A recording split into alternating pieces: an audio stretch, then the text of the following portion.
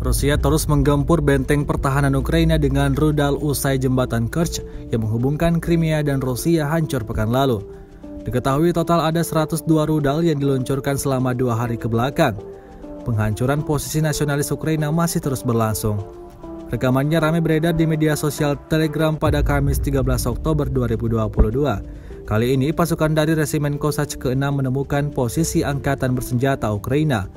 Pasukan Rusia kemudian langsung menghancurkan mereka dengan tembakan akurat. Akibatnya, kepulan asap tebal memenuhi seluruh area tersebut. Rusia mengklaim terdapat beberapa tentara yang terluka hingga tewas akibat serangan tersebut.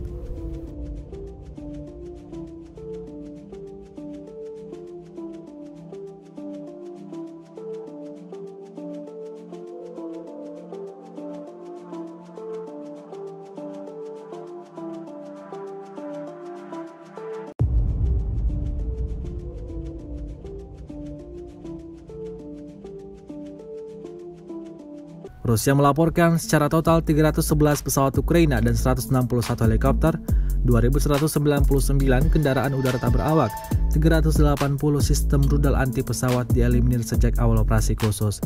Sementara itu dari kubu Kiev, Kementerian Pertahanan Ukraina melaporkan 270 tentara Rusia dieliminir dalam sehari terakhir.